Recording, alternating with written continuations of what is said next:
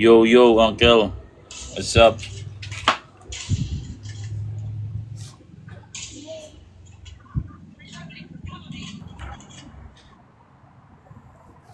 So, Ken, What's up, Uncle?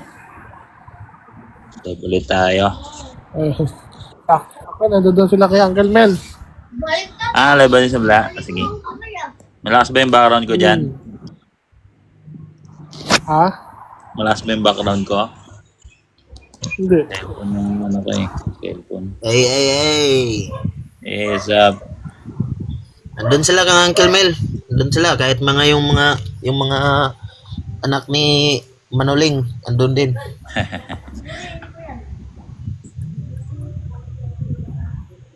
Ayan. Sa atin kahit mga 5-3 lang makausap natin, pwede na, di ba? Yung viewers yung hinahanap natin, ayan, after natin may tayo, matulungan, no, na mga ma-convert natin. So, kaya dito, invite ako. Ito, si Hello Kitty, andyan, Hello Kitty. Salamat po sa pag-send ng heart po. Hello Kitty po, no. Hello Kitty ka pala? Pero kumain ba yan? So guys, para post po, ito si Alessandro. Wait natin.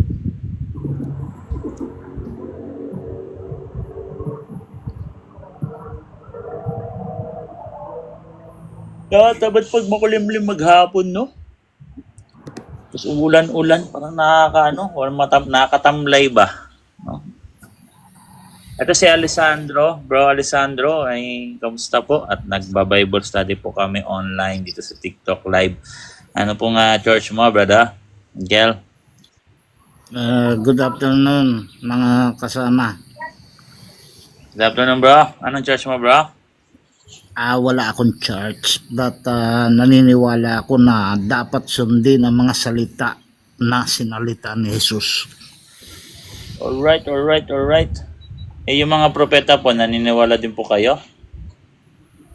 Yung mga nagsasalita na hindi ko maintindihan, hindi ko maunawaan, hindi ko na hinahagad na unawain. Alright. Sa mga apostol po na sumulat sa Bible po, Yung mga hinirang ni Jesus, naniniwala ako doon. Yung hinirang ni Jesus na taga Nazaret. Alright. Si Saint Paul po, naniniwala po ba kay Saint Paul? Sa tingin ko siya ang kalaban. Siya ang corruptor of the true doctrine of Jesus. Yan ang tingin ko. Alright. Bakit po kayo tutog kay St. Paul? Ito yung nakalaban ko, nakausap ko dati, si Brother Alessandro Yung pagiging apostol ni Saint Paul. Tama ba? Brother Alessandro, na familiar siya. Siguro ho. Oo.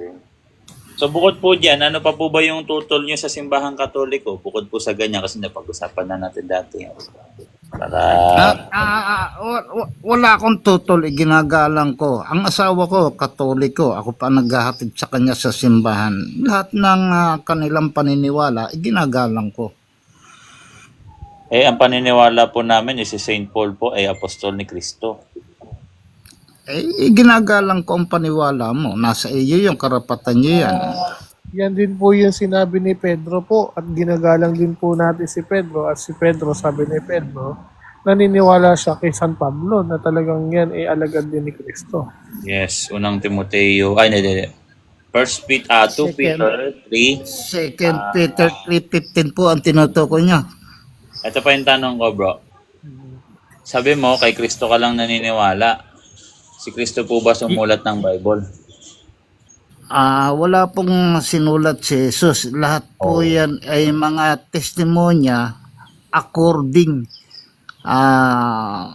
mga the gospel according to Matthew. So we don't know kung sino ang tunay na author ng mga gospel. Although yung mga sulat pinagpapalagay na talagang sila nga sumulat nun. Halimbawa, sulat ni Pedro, sulat ni Juan.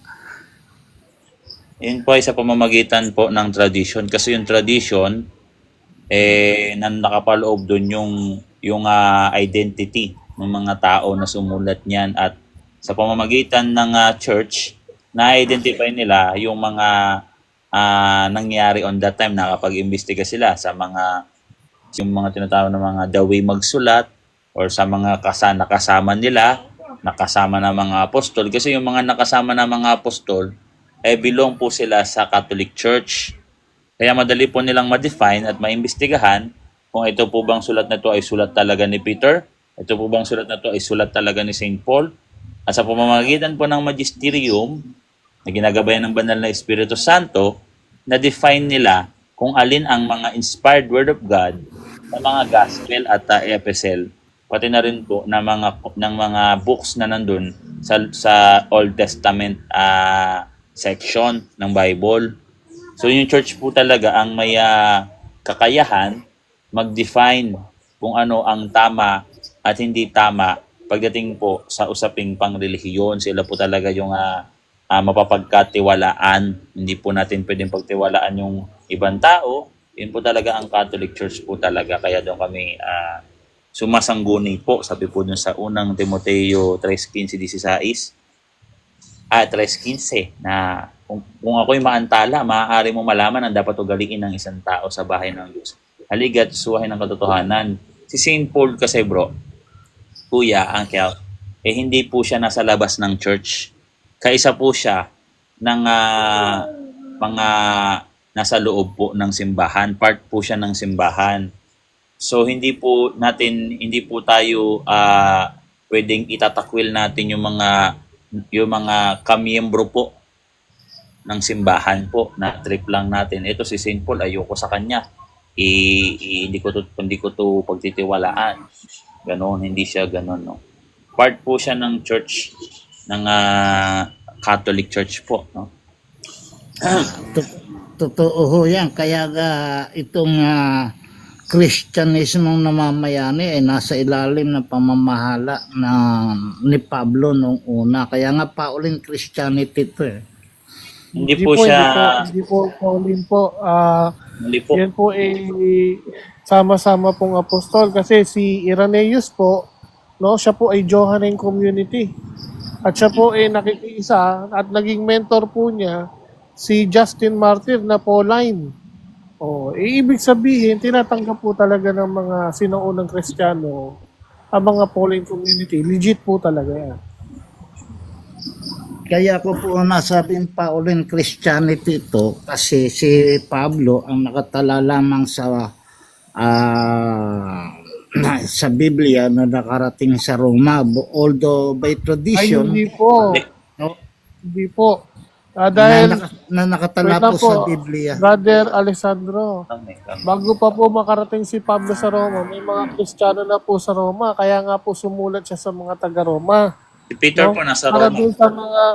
Para po doon sa mga Kristiyano sa Roma, dahil si Pablo habang sinusulat, ginagawa niya yung sulat, siya po ay nasa Ephesus during that time na sumusulat siya. So ibig sabihin, may mga Kristiyano na sa Roma bago siya dumating doon. Ano po ba yung gabay nyo habang binabasa nyo yung Bible po? Ano po ba yung ibang gabay nyo?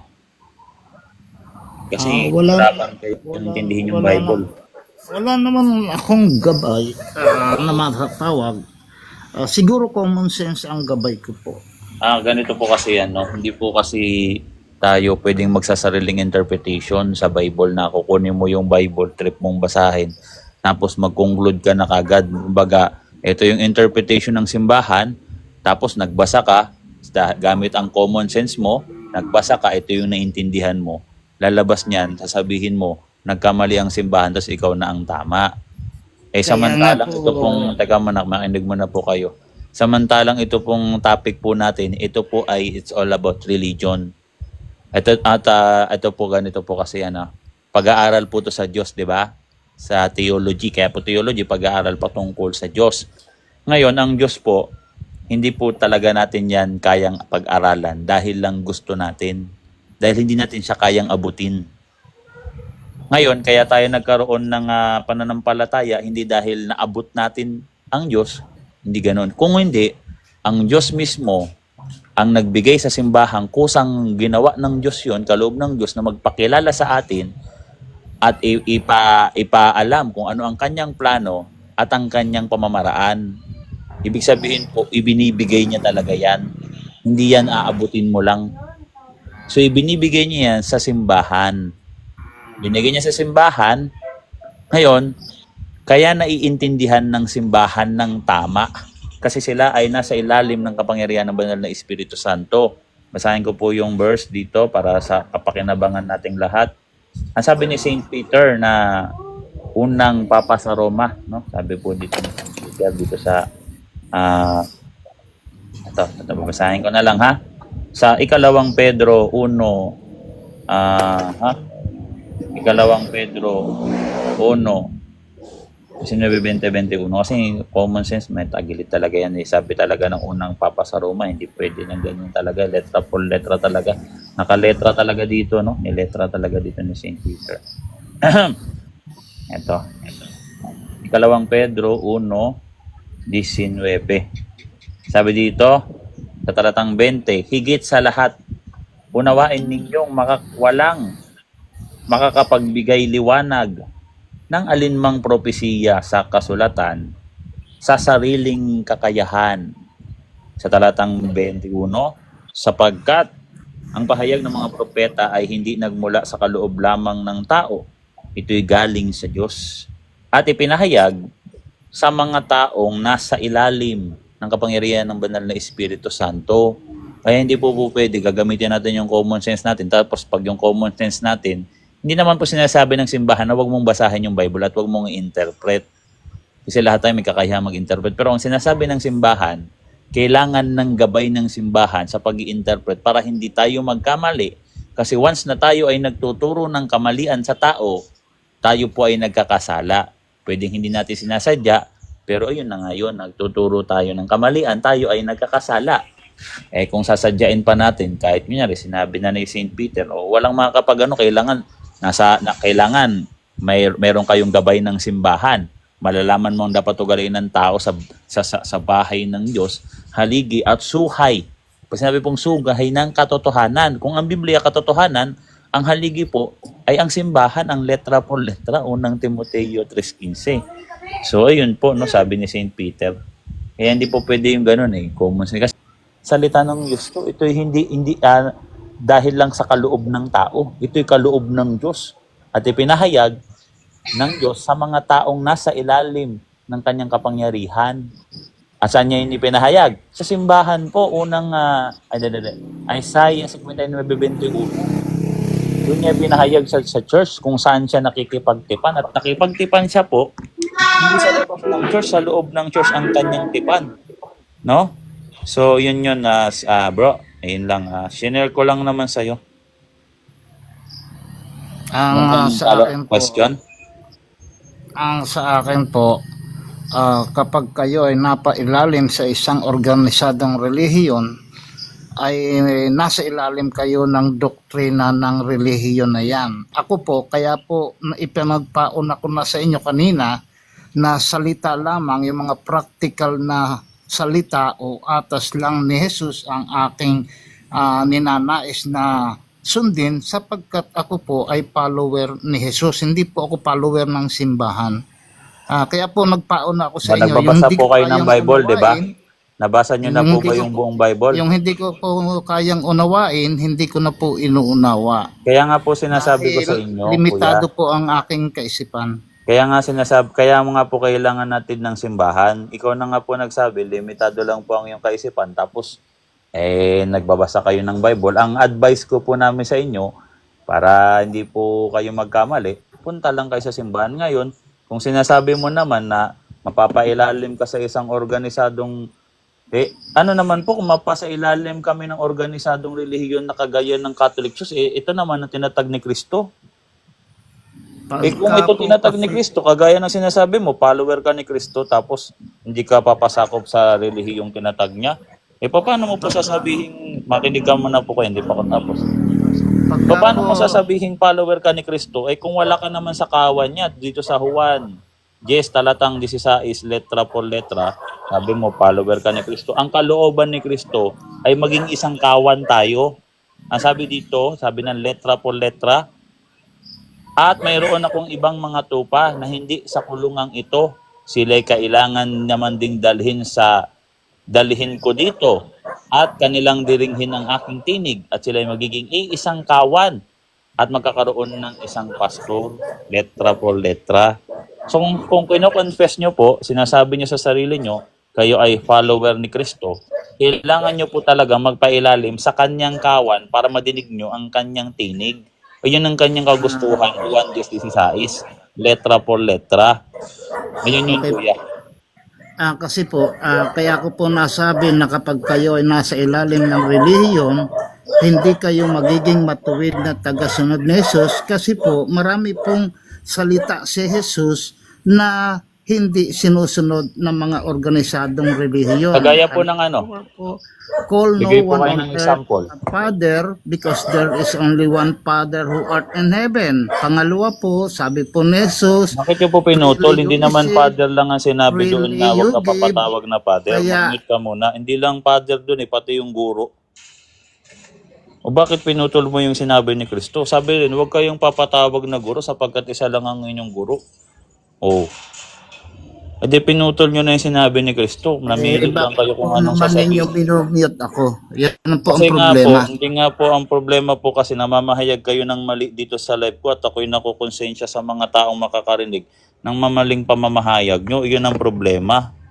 At ako'y sinabi ko talaga I sa think sarili ko. hindi ako nararapat sa live ninyo. Thank you. Mute ka na lang, bumaba ka na lang kuya. Kasi ayoko na lang nang marinig yung mga sinasabi mo. Pwede ka dito magtanong. Pero kung magsasabi kayo ng mga wala naman batayan po sa Biblia po, no? Wala kang batayan, tas puputulin mo pa yung sinabi ni Kristo, pamimili ka lang niya sa sinasabi niya. Wag ka papatawag na ama tapos nilabag ng Katoliko. Pinutol mo, wag ka din papatawag na guro Kaya kung ililiteral mo yan, marami talaga magkasala diyan. Ikaw, sino nagturo sa'yo? Sino naggabay sa'yo? Wala. Sarili mo lang. Sabi mo, common sense mo lang. Ang common sense po, pwede mo po yan gagamitin po sa mga basic lang. Kunyari, magluto ka dyan, magtanim ka ng kamote. Gamitan mo ng common sense. Paano ba magtanim? Pero ito po, Biblia po ito Hindi po dito basta gagamit ng common sense lang Uncle Boy, Walang, Uncle. may classmate tayo si Juan. Ito pala, sorry. Pasensya na, Brother Juan Basahon, ha? Pero- Brother Juan, anong church mo? Before mo tanongin kamustahin ko muna yung baby ko. Baby, Pasensya na sa mga hindi ko na may conversation lang kanina. May conversation. si baby says, miss ko to. Hindi naman yun makikipag-debate. Bata ko yun Uncle Boy, kamusta po, kakaiba yan, si Uncle Boy. Sister? Kakaiba yan, Sister, Uncle Boy. Naniniwala siyang si San Pablo ay isang bulaang propeta. Oo, nagdebate na kami dyan. Grabe yun. Wala na kami dyan. Tanda paspas ang inaabot yan. Puro pas ang sagot niyan. Kilala ko yan. Hindi na sa akin nalaban ng debate yan. Kasi wala naman ng ibang alam na paksa. Sige bro, pasok. Yung mga ganyan, parang mga, pala na ito, yung mga Weirdong tao. Christianic. Oo, nakuha niya yan sa turo ng mga Messianic. Tsaka mga Muslim. Na sinasabi, ang gusto kasi nilang kasi advance na tayo yan. Mga basic argument yan. Ang gusto nila ipalabas na ang Catholic Church, ito ay nasa pamumuno ni Paul. At ang tama daw, kasi ang gusto nilang sabihin, si Jesus Christ, hindi nagtatag ng church. Kung hindi, bilong pa rin daw si Jesus Christ sa mga Hudyo, sa mga Messianic. Kasi kung mapansin mo yung sulat ni Saint Paul, puro talaga yan against sa mga Judeo-Christians na nagpipilit huwag ipakain ng baboy, ipatuli ang mga Kristiyano na may kinalaman sa pananampalataya. Pinipilit nila yan. Kaya nga, sabi sa kanila ni Paul, dun sa Tito, ano ba yun? Ibang talata dyan. Sabi dyan, Uncle, may mga masasamang manggagawa. Sinabihan ng ganun ni Paul yung mga kasi nakadebate na nila yan sa Council of Jerusalem. may mga Judeo-Christians kasi na gusto ipatuloy yung mga Kristiyanong hintil eh. Yung converted into Gentile. Hindi talaga sila nanalo sa ano, especially kay Saint Paul talaga yung bumabanat. Si Saint Paul talaga yung bumabanat sa kanila eh. Bukod doon si Saint Paul, naipagdebate pa talaga sa mga Hudyo yan. Lagi nakikipagdebate sa mga non-Christian Jewish, no? By the way, bakit tayo? Hello po. Hello. Good morning, good evening. Malinaw po ba ako? Malinaw, bro. Anong religion mo, bro? Brother, ako po ay Iglesia ni Cristo po currently. Iglesia ni Cristo ka. Opo. Gusto ko lang po sanang, may mga tanong lang po sana ako kasi ang aking layunin naman po, talaga nagsusuri po ako kasi naguguluhan na po ako sa religion ko. Sige lang. Ano yung tanong mo, bro? Ganito po ay, naguguluhan po kasi ako sa part. Actually po, basta premise ko lang po, 20 years na po akong INC. Nabautisman po, 31 years to be exact kasi nabautisman po ako sa Roma eh. OFW yung parents ko. So doon ako sa Roma dahil yung tatay ko Catholic, mother ko is INC devoted. Tatay ko pinilit ako mabautisman sa church po ng Catholic. So nung nasa Pinas na ako, naging INC na po ako. So naguluhan lang po ako sa part ngayon dahil medyo nagkakaisip na, part po na doon po sa pagka-Diyos po ni Jesus. Una po yun. Kasi tao po siya sa amin. At ang parte ka na ba ng pagsusuri mo? Ano na yung mga nalaman nakuha mong Kasi informasyon? po, nung nagbasa po ako ng Bible, sa amin po kasi, once na madoktrinahan ka, medyo iniiwas ka na nila magsuri sa Bible. Lagi nila sasabihin sa iyo, ay kapatid, hindi ka na pwedeng magsuri kasi para kang sabi niya, alon na susuray-suray, na gano'n, mababaw ang pananampalataya mo, nadoktrinahan ka na, so sumampalataya ka na. Ako po, mapalabasa po ako, may mga verses po ako nababasa doon na may pagka-Diyos naman si Jesus Christ. Ganito kasi yan, bro. Sige po. Yun tayo sa turo ng mga apostol talaga kasi yan dyan yung divine revelation, no, sa pamamagitan ni Kristo at ibinigay sa mga apostol noong first century. Tapos hindi lahat na isulat. Tapos nung nagsulat yung mga apostol, marami ding sumabay sumulat. So una niyan yung church, ginagabayan sila ng Holy Spirit, kaya na-determine nila kung alin yung tamang sulat at mga maling sulat. At hindi sila nagkamali, alin yung mga inspired na book, tapos nag-compile sila ng Bible. So nabuo nila yung Bible. So ibig sabihin, accurate talaga yung kanilang teaching tsaka authority. Tapos itong kinumpile nilang Bible, nung nagkaroon ng, kasi may pera kasi sa sa ganito Ikalawang Korinto 2:17. So pinagkakaperahan yung salita ng Diyos. Kaya nung pinagkaperahan nila yan, gumagawa sila ng ibang doktrina na hindi katulad ng doktrina ng mga apostol. Kasi kung katulad lang ng doktrina talaga overall ng mga apostol yan, lalabas niyan, anong purpose? Ba't pa nila mahihikayat yung mga miyembro nung tinatag ni Kristo na church? Kaya nagkakaroon ng iba't ibang unawa. Saka syempre, si Satan din kasi nanggugulo. Pwede ka kasing guluhin ni Satan Oo, para magkaroon ng kalaban yung church. Ngayon ko lang po kayo narinig actually na lumaban ng Catholic. Hindi ko alam kung matagal na kayo lumalaban sa ganito, pero dati kasi talaga bilib na bilib ako once na magturo ng Biblia. Akala ko talaga ito ni absolute truth. Dahil wala talaga, undefeated sila. Lahat ng pinapakita sa amin ng mga debates. Saan? Sa INC? Lagi silang panalo propaganda Hindi nga kilala sa ibang bansa yan, bro. Paano yun nga Pero alam niyo nung nakinig po ako, para din po sa mga nakikinig sa inyo na mga The Revealers din, na ka-INC ko rin po. Alam niyo, ang isang tip po para malaman na tunay ng mga nakikinig sa inyo, yung pag nagdidebate kayo, hambog na hambog ang dating po ng mga na napapansin niyo rin po ba yan kabuhi letra? Normal yan kasi kasi meron kasing madidistract kasi yung isip mo Pagka maghambog sila, maiinis ka.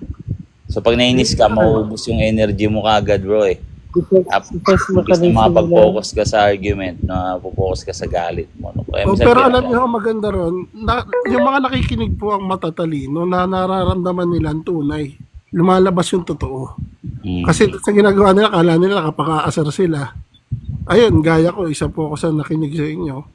Na ngayon na buong family ko po, yung po, tinatry na po namin na magbalik loob sa Catholic Church na din po. Oo, bro. Yun ang Pangunahan magandang mo. balita.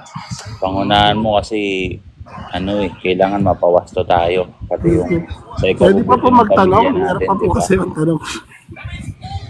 Simulan mo sa Trinity, bro. Yung fundamental ng Trinity ganito para hindi ka magkamali. At ito yung tinuturo ng mga apostol. Kahit mo sa mga aklat, ito talaga. Nilaban talaga nila yan, bro. Nilalaban nila yan. Meron sila nakalaban dati, Arian. Yung Arian, naniniwala yun na Diyos si Kristo. Kaso yung pagiging Diyos ni Kristo, hindi kapantay ng Ama. So, hindi umiiral dati, bro, yung hindi Diyos si Kristo. Kasi nung first century, wala talaga nag-i-interpret na Kristiyano na hindi Diyos si Kristo. Landslide yan, Diyos talaga si Kristo. Ang hindi lang sang-ayon dyan, syempre, yung mga Pariseyo. Yan, yung mga nagpapako kay Kristo sa krus, ayaw nga nila kay Kristo eh. Pero landslide, basta Kristiyano dati, kinikilala talaga ang pagka-Diyos ni Kristo kasi merong mga segment na Diyos talaga ang ganun. Kunyari, yung tipong nagsasalita na sa langit si Kristo. Diyos lang, Diyos yun eh, bro eh. Yung kinausap si Saint Paul, di ba? Kinausap si Saint Paul, sabi kay Saint Paul sa Mateo 22 talatang 8. Sabi niya, sa ulo, bakit mo ko inuusig? Tapos nabulag si Pedro. Di ba? Sino ka po, Panginoon? Ako to si Kristong taga Nazaret na iyong inuusig.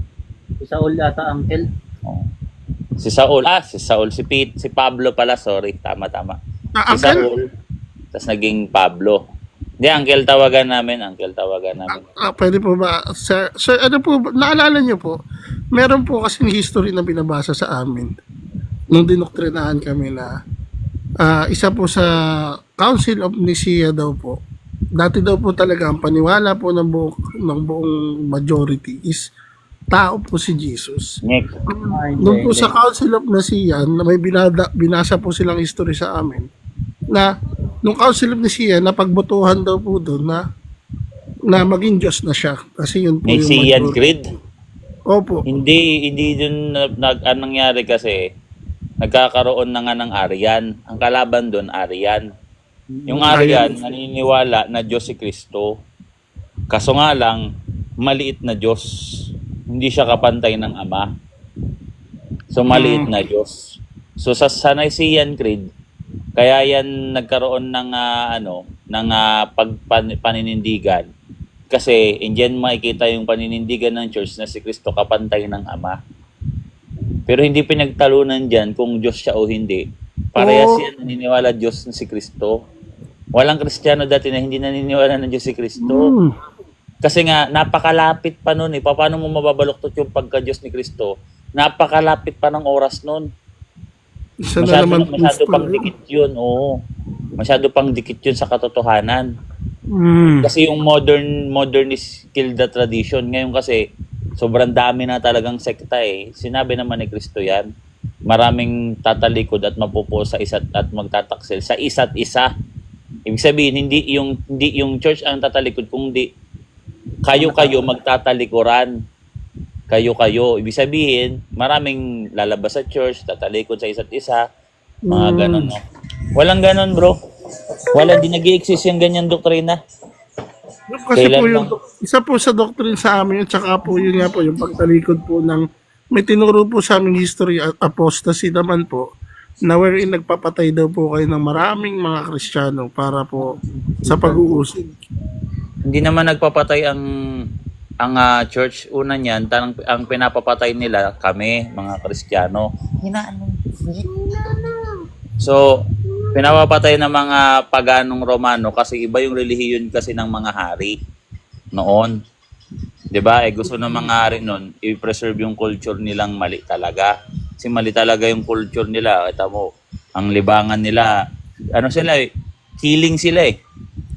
Nasa batas talaga nila killing. Kunyari, trip lang ng hari, ipapatay ka noon, no? Ipapapatay ka noon, gawang ka ng istorya no? Isisi sa mga Catholic yung pagkasunog ng Roma. Tapos, nung naging legal na ang Christianity, ngayon nagkakaroon ng yung government ng yung government na nagsasagawa ng ng paghatol sa mga tao sa mga nakakagawa ng kasalanan.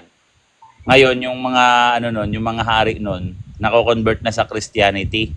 Nagiging legal na yung Christianity, yung Catholicism nagiging legal na.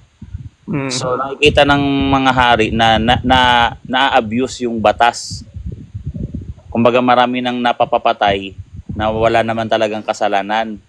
So ang ginawa ng government, ng mga namamahala sa tao na nag-govern sa mga tao, nagpapatupad ng batas, ibinigay yung Inquisition. Pag sinabing Inquisition, pag-iimbestiga sa simbahan. Sino po nagkaroon ng mga hari po? O binigay yung pag-iimbestiga sa simbahan. So, ang nangyari doon, yung Inquisition, marami kami naligtas na inosente. Kasi hindi kasi bias yung Inquisition. Pag sinabi kasi Inquisition, investigation kasi yan, inquire.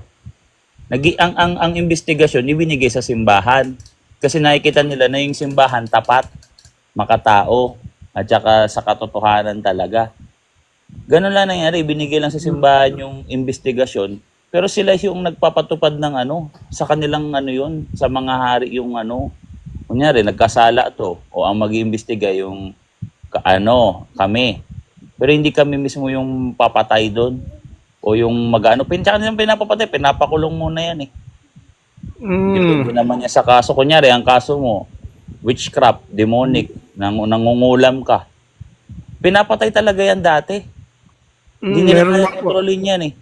Meron Pwede sa mga patayin yun eh. May mga black magic yan talaga pinapatay dati. Pero yung mga iba, hindi naman pinapatay lahat eh, kinukulong naman eh. Kasi meron kasi silang kinuha na na hindi talaga tunay meat. Meron kasing hindi naman totoong unrealistic ba na reference. Iyon yung ginagawa nilang reference. Tapos binabaliktad pa nila, Catholic ganito. Kasi lahat talaga gagawin nila para masiraan ng Catholic Church kasi nga pera yan eh. May pera diyan no. Pagka nakakakuha sila ng miyembro sa Catholic Church, mantakay mo sa born again lang may ikapo yan. Mantakay mo ikaw pastor ka, magtatag ka ng church, magparehistro ka sa Security and Exchange Commission. Lahat ng ikapo sa'yo yan. Opo. Mapupunta sa bulsa mo yan. Kasi hiwalay ka naman eh. Pwede ka. Kahit ikaw bro, magtatag ka ng Kung ako atheist ako, wala talaga akong tiwala sa hindi talaga ako naniniwala sa Diyos. Ang gawin ko, magtatag ako ng samahan kong ganyan eh. Kasi kabisado ako yung Bible. Diba? Pero alam niyo po, malala din po sa amin. Hindi lang po ikapo kasi wala po yan. Wala po yung ikapo na yun sa amin eh. Pero kung susumatatalihin mo lahat po ng mga hulog, sobrang dami po. Pera yan kasi bro. Hulog sa tulong, hulog sa paglalagak, hulog sa pasasalamat. Pansinin mo sa Catholic Church bro. Si Kibuloy, no? Sobrang yaman. Oo, si Kibuloy, yumaman na. Si Kibuloy matindi, sindikato si Kibuloy kasi talaga. Sample na lang eh. Ang Pero ang gagawin dami ni din ng Kibuloy. miyembro. Ang gagawin ni Kibuloy, pupunta yan sa mga estudyante sa mga province. Mga bata doon, papangakuan na pag-aaralin sa Maynila. Pagdating sa Maynila, hindi pala pag-aaralin. Human trafficking pala, no? Human traffic, gagawin. Pag lalaki ka, mamamalimos ka. Pag babae ka, maganda ka, yari ka kay Kibuloy. Slave ka ni Kibuloy. Ang daming kaso ni Kibuloy eh. Ganun yun. Kaya yung mga magulang ngayon, tumitestigo laban sa kanya eh. Pero ang Catholic Church bro, pansinin mo, hindi ka aatangan ng simbahan ng pasaning, hindi mo kaya. Pwede kang magsimba, mantakin mo ito Pwede kang magsimba sa loob ng isang taon nang hindi naguhulog sa basket. Tama po. 'Di ba? Pwede yun. Experience ko po yan. Kung gugustuhin mo lang. Ngayon, sinasabi nila, yung kasal may bayad. Ang walang bayad ang kasal, sinabi sa akin ng pare. Ang may bayad, yung mga iba kasing mga social na tao, mga Maintenance. mayayaman na tao, ang ginagawa nila, dinidekorasyonan yung simbahan, ang laki tuloy ng gastos nila. Dinidekorasyonan nila yung simbahan, nangunguha sila ng mga kumakanta, nagpapiano, yung mga gown pa nila dyan. So, siyempre, pag ginanyan mo yung simbahan, yung ano pa, yung simbahan yung magpa-process ng kasal mo, kukunin mismo ng government dun sa ano. Ganito, tinama, pag kinasal ka sa simbahan, yung gobyerno, ibabalidate yun. Pero pag ang simbahan, yung mga kasal sa West, sa government, hindi binabalid ng simbahan. Ibig sabihin, mas may authority ang simbahan sa gobyerno, bro. Yung pare, bro, hindi yan pupunta sa gobyerno para i-update yung authority magkasal. Hindi kagaya sa pastor na i-expire yung lisensya nila magkasal. Pumupunta sila sa gobyerno. Ngayon, ang sabi ni Kristo, authority na yan eh. Tinanong si Kristo ng mga Pariseyo. Sabi ng mga Pariseyo, bakit mo ginagawa ang mga bagay na to? Anong otoridad mo? Kasi si Kristo, alam mo yung sa templo, pinapakawalan niya yung mga kalapati, di ba? Yung mga nagtitinda, sinira niya yung mga lamesa. Sabi ng mga Pariseyo, anong otoridad ang ginawa mo sa ang mga ito? Saan galing ang otoridad mo? Binalik ng tanong ni Kristo. Ang tanong ni Kristo, saan galing ang authority ni John the Baptist na magbautismo? Sa mga tao o sa langit? Hindi nakasagot yung mga Pariseyo. Sabi ni Kristo, hindi ko rin sasagutin kung saan galing ang otoridad ko. So, ibig sabihin, dalawang klase ang otoridad na umiira. Sa gobyerno, sa mga tao, at isa sa langit. So, tignan mo yung mga church. Ang authority namin, bro, galing sa langit. Kaya nga kung mapansin mo, hindi kami nagpaparehistro o nanghihingi ng authorization na mag-operate. Kasi parang license to operate yan, yung tinatawag na registration ng church nyo. Diba? Yan yung authority mo para maging legal ang mga transaksyon nyo dyan, diba? Ngayon, sa Catholic, walang ganon. Kasi nga si Kristo, ang ginawa ni Kristo, itatatag ko sa ibabaw ng matuto, ang aking iglesia. Ibibigay ko sa iyo ang mga susi ng kaharian ng langit. Susi, pag sinabing susi, authority. So, galing sa langit yung susi at iyon ay kaharian ng langit. Kung ano yung susi ng kaharian ng langit, iyon yung susi namin dito. Samantalang sila galing sa gobyerno sa mga tao. Yung otoridad nila ng kanilang ginagawang mga ganyan, kung ano-ano man yung ginagawa nila na yan, di ba? So yun yung kaibahan, bro eh. Makikita mo talaga dun yung anlayo talaga, bro eh. Sa totoo Anong lang. talata po yun, Uncle? Yung sinabi po ni Jesus na yung otoridad na binibigay niya. Ito, bigay ko. Kanino niya po tinutukoy yun? Sa Pablo po ba?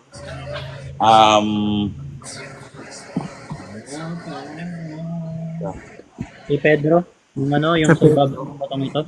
Hindi, yung kay John the Baptist, tinanong ni Kristo kung saan ang otoridad galing. Kasi ang ginagawa kasi ng mga Pariseyo. Okay, kasi pini-question yung Kristo. Iniisip ng mga tao nun na propeta si John the Baptist kung sasabihin nilang hindi galing kay Yahweh yung yari sila. Oo, hindi galing sa langit. Kasi pag sinabing langit, galing sa Diyos yun, di ba? Yun yung trono ng Diyos di ba? Langit. Tapos, kung sasabihin nilang sa mga tao galing ang yari, natakot sila sa mga tao. Maraming tagasunod si John the Baptist Kaya nga maraming sumikilala kay John the Baptist talaga kasi siya na yung naghahanda ng mga mga unang di ba? Siya nga yung unang nagbautismo Nabautismo na yung mga tao. Kaya yung authority. Hira ako kasi gamitin ko. Sa Mateo, Pero sa apostol niya po tinutukoy yun, sinasabi yun na gano'n. yung ibibigay ko sa iyo ang mga susi ng kaharian ng langit. Gusto ko po kasi i-trace kung kanino niya po binigay yun. Mateo 16, 18, 19. Tapos try mo Binigay Lucas. niyo yun. Lucas 12 ba yun? Lucas 12, 31, mga ganun. Kay Pablo po yun. Kay Pablo po ba o kay ano niya binigay yung susunod? Pedro. Kay Pedro. Which is si Peter po ang Peter unang. kausap niya. Tignan mo yung Mateo 21, 23, 26 hanggang 26. Yan Hindi yan, yung kapag pag napag-connect mo yan, Brother Damelo, pag napag-connect mo yan, ang ganda niyan. tapos nasa na ba yung Bible ko dito? Ako babasa. Ibig sabihin po siya po yung unang pare. Ganon. Sa kanya po napasa. Siya yung si Kristo kasi akit na sa langit, 'di ba? So kailangan niya ng sa bago siya umakyat ng langit, bro, at doon na talaga siya pero nangako siya na sasama ko kayo hanggang sa huling panahon, 'di ba? Ngayon, sabi niya kay Peter, sabi niya kay Peter, pakainin mo ang aking mga tupa. Singular lang. Meron talagang isang mamamahala sa simbahan, pakainin mo. Hindi sinabi ni Kristo na pakainin nyo. So meron talagang isang mataas na inordain siya ang aking mga tupa. Pag sinabing tupa, lahat 'yun ng nasa kawan. So siya yung pinaka leader kasi yung bakit kain? Kasi yung kain sumisimbolo sa worship kasi. Kaya pakainin mo nga kay mga tupa. Ibig sabihin, sila yung mangunguna sa mga bagay na may kinalaman sa gawaing makadiyos talaga. Spiritual ang ibig sabihin nun pagkain kasi hindi yan literal na kakain kayo or papakainin mo ng damo. Ganon din yung mga obispo doon sa Gawa 20:28 sabi.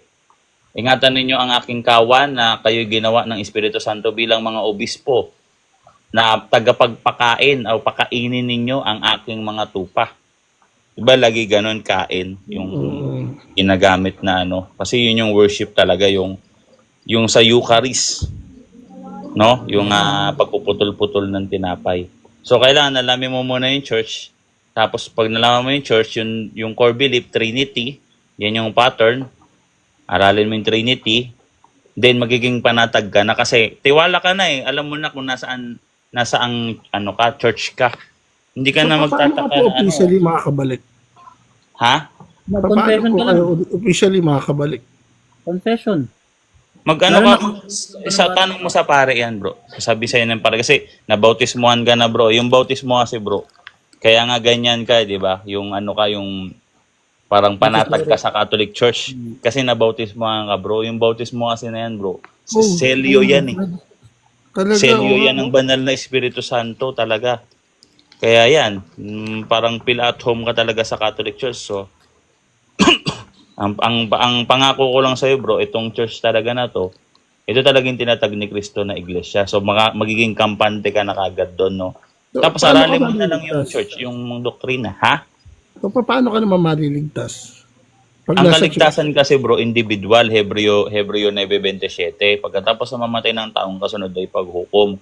Ngayon, ang nakakatakot lang naman dyan kung yung kasalanan mo, sinasadya mo, tas ayaw mo pang pagsisihan. Nakaka-impyerno talaga yung bro. Yun yung paglapastangan sa banal na Espiritu Santo. Kasi sa aral ng Catholic Church, bro, yung mga non-Christian na people, na mga tao, na walang nangangaral sa kanila. Hindi sila napapangaralan kasi may mga ganung lugar, di ba? Kunyari, nakatira ka sa Muslim country, doon ka pinanganak, mabait ka naman, pero wala nagturo sa'yo kasi nga, puro Muslim. So, sa Catholic Church, merong mercy ang Diyos na mabait kang tao, kakaawaan ka ng Diyos. May chance kang maligtas. Kasi hindi mo siya nakilala pero nagdidwell sa kanilang banal na Espiritu Santo once na sila ay gumagawa ng mabuti sa kapwa at sila ay mababait na tao. Kasi pinapakita ng kanilang mga puso ng kautusan ay nakasulat mismo sa kanilang mga puso. Nandun yan sa Roma 2:10 hanggang 15. Hindi kagaya ng ibang doktrina, sa INC, bro, once na tumiwalag ka na sa kanila daw, hindi ka na daw maliligtas. Parang sila na ang nagbigay ng kaligtasan sa iyo Kaya nilang bawiin at kaya nilang kuhanin. Diyos lang ang may kayang kumuha sa iyo ng kaligtasan mo o maglagay sa iyo sa impyerno o magsabing hindi ka. Kasi hindi sila. At saka pag gano'n na, Uncle, Pilipinas lang maliligtas, no? Mga Pilipino lang. Puro Pinoy lang maligtas pag ganyan eh. Kakapraso pa lang. Mantakay mo ito pa, no? Ang gusto ni Kristo, ang goal ni Kristo, ang lahat maligtas. Kaya nga gawin yung alagad ko ang lahat ng bansa. Ngayon, Nation, no? Lahat ng 2000, nation. yes, 2,000 years ago na kasi bro, masyado na matagal nung tinatag ni Kristo ang simbahan. Ang daming na nga napagdaanan ng simbahan eh. Digmaan, lahat yan pinagdaanan ng simbahan. Gano'n ba to katatag, di ba? Tapos, ilan na kami bro? 1.4 billion. Ilan lang ang tao sa mundo? Nasa 8 billion lang mahigit ata. Bitin ako nga, i-update nga natin. Parang nasa, 25% tayo, no? Oo, laki na namin bro. So, ibig sabihin, nagpro-progress yung ginagabayan talaga kami ni Kristo kasi ng Diyos na Trinity. Kasi, ang sabi doon sa Daniel 2:44, no? At ang Diyos sa langit ay magtatatag ng isang kaharian na hindi magigiba kailanman. Dudurugin nito at wawasakin nito ang ibang kaharian at ito'y mananatili magpakailanman. Sa ano, Hindi Uncle, ito- sa 34-35, sabi doon, merong bato na inukit. Hindi kami ng tao ang umukit, kundi Diyos. Tsaka yan, Uncle, ano yan, connected sa history ng church yan. Makita mo talaga, Uncle, kami ano, pero alam Daniel niyo ba may pandebunk sila dyan? 34-35. Ano yung pandibang nila dyan bro? Para alam Kasi niyo lang no, sa doktrina namin. No? Ang Na- pandibak sa amin dyan, kapag tinatanong namin, ang katunayan ba ng tunay, ang dami kapag yun na napag-usapan. Oo, hindi kasi pandibak simula kami po na maliit. na ginagamit. Yung talata po na, yung istorya po ng pamilya ni Jonas, konti lang ang pinili. Wala daw nakinig. Pangalawa po, ang bayang Israel, maliit na bansa. Para Hindi kasi daw- may ano kasi, may propesiya kasi si Jesus na mula sa maliit, no, lumalaki talaga. Yung ano ba yung Ganito. panumbang puno yun? Yung ano? So, ito na lang, ganito na lang bro, no? Yung nangyari sa Old Testament, hindi naman kasi fulfillment yun. Mhm. Ang fulfillment kasi, ang church, ang Christianity at si Kristo at si Santa Maria at ang Kristo. Ngayon, unfulfillment yun. Kung mapansin mo, yung maliit na bayan ng Israel, doon tayo sa Israel, no? Kaya nilang tumalo ng mga malalaking bansa, bro. Yun yung nakakapagtaka doon. Kaya nga sila yung pinili ng Diyos para ipakita ng Diyos kung sino siya. Kasi tutusin, pwede naman mamili ang Diyos ng malaking bansa. Doon na lang siya magbigay ng divine revelation. Sabihin niya, ako ang Diyos, itigil niyo yung ginagawa niyo. Pero bakit sa mga alipin siya nagpakilala? At ang bansa niyang pinili ay ang alipin ng Ehipto, ang Israel. Tapos, nung paglabas ng Israel sa Egypt, na malakas na bansa ang Egypt, bawat madaanan nito, dinudurog nito, bro. So, kaya dito tumalo ng malalaking bansa. Ganon din yung tinatag ni Kristo, ang Christianity. Ngayon, itong nangyari sa mga Hudyo, hindi naman sila lahat natalikod lahat. Si Joseph, bakit nag-iingay yata? Brother Joseph, anong church mo? Nagbubuhos yata yun, Uncle, ng ano? Nagbubuhos na siya. Alright. Kala ko So, kala ko nagdadabog, sorry. So, Baka may Yung- nakagalit na sa akin dito. yung bro, yung Israel, hindi naman lahat natalikod, bro. Kasi una sa lahat, si Kristo, Israelita. No, siya ay binhi nga ni David, eh. Yun nga yung propesiya, eh. Manggagaling sa binhi ni David. Si Santa Maria, bro, Hudyo din. Yung mga apostol, Hudyo din. Hindi lahat natalikod. May mga nalalabi. Kaya nga, yung Christianity, bro, hindi naman yan puro hintil lahat. Kalahati niyan Hudyo, kalahati hintil. Kaya nga meron tinatawag na nagtatalo sila ng mga Judeo-Christians na tinatawag na sinabihan pa ni St. Paul na mga asong manggagawa. Yun yung mga makukulit na Hudyo na gusto nilang ipatuloy pa rin yung mga hintil na Kristiyano. Pero Kristiyano na yun. Pero naniniwala sila kay Kristo, may mali lang silang doktrina. Kaso nga lang, dahil nga yung mga apostol, sila ang otorisado at meron silang divine revelation, hindi nila kaya, nananalo sila kagaya sa Council of Jerusalem, ang napanalunan doon, huwag natin gambalain ang mga hintil na nagbabalik loob sa Diyos. Hindi na sila kailangan tuliin. Bagkus ay, palayuin natin sila sa mga pagsamba sa Diyos-Diyosan at sa mga ritual na nasa pagsamba sa Diyos-Diyosan. Kaya, hindi lahat natalikod. Kung sasabihin nila, kung ikukumpara nila ang Catholic Church, sa Israelita, dapat hindi rin lahat kami matalikod kasi hindi naman lahat natalikod Israel eh. Sinabi lang buong Israel pero hindi general. May exemption to the rule. Yung mga Judeo-Christian, mga ano yan, Hudyo yan. Si Paul nga Hudyo eh. Hanggang Kaya ngayon hindi po, lahat meron natalikod, mga hindi na nila pwedeng gagamitin yung Hudyo. hanggang Tsaka ngayon po, natatalikod. may mga Sige natira bro, po. next ano. Hanggang Tuloy ngayon lang. po ba may natira pa rin po bang mga original Christian sa Israel? Kaya hanggang ngayon di pa rin sila matalo ng mga ibang bansa kahit palibot sila ng mga Muslim countries. Yung Israel bro, pinapisin na ni Kristo yan sa Mateo 24, walang matitirang magkapatong na bato na to. Talagang winasak na dati yan, yung Jerusalem, noong 70 AD. Kaya nga binalaan ni Kristo yung mga tao niya na pag nakita nyo nang papalapit yung mga Romano, kasi yung dinescribe niya yung mga Romano, mga buitre. Kasi mga ibon or agila nga yan eh, agila. Pag nakita nyo papalapit ng agila, no, na wag sanang mataon ng Sabat, matapat ng Sabat. Kasi pag Sabat kasi sarado yung gate. So, mahirapan sila kagad makasibat, makaalis. So yun yung nangyari nung natupad yun nung 70 AD. Yung prophecy ni Kristo na magiba yun. Kasi nga ano kukunin sa kanila ang kaharian ng Diyos at ibibigay sa isang bansang nagbibigay bunga. Ano yung nagbibigay bunga? Pag sinabing nagbubunga bro, ibig sabihin yung puno lumalago. At ang nagbibigay bunga bro na bansa talaga on that time, sa Roma. Sa Roma kasi bro, pinagpapapatay-patay na talaga sila doon bro. Kasi nandun talaga yung malakas eh. Roma kasi malakas dati. Pinagpapapatay na yung mga mga Katoliko doon. Pero okay lang. Kahit nga patayin sila, pakain sila sa leon eh. No? So, ibig sabihin, tinatalo nila talaga yung Diablo. Kaya nilang talagang tumalo ng Diablo. Ganun katigas yung pananampalataya ng mga nasa Roma. Kaya ang nangyayari, nako-convert yung mga, nakikita kasi nila na ganun katindi yung pananampalataya ng mga Christian sa Roma.